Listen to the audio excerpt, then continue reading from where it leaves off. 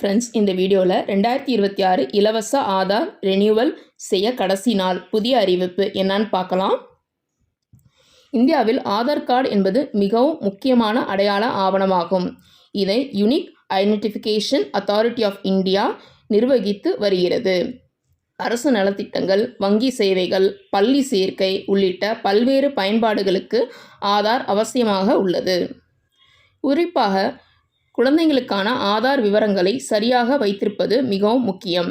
ஏனெனில் அவர்கள் வளர வளர அவர்களின் பயோமெட்ரிக் தகவல்கள், அதாவது கைரேகை மற்றும் கண் ஸ்கேன் போன்றவை மாறிக்கொண்டே இருக்கும்.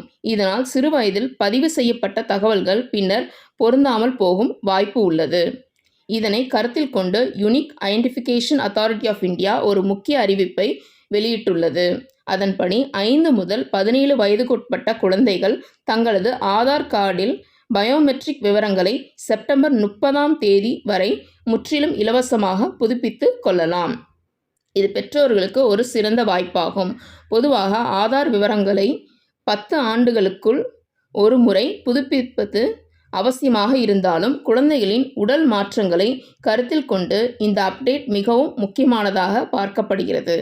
மேலும் மக்கள் எளிதாக இந்த சேவையை பெறுவதற்காக unique identification authority of India நாடு முழுவதும் பள்ளிகள் மற்றும் கல்லூரிகளில் சிறப்பு முகாம்களை நடத்தி வருகிறது.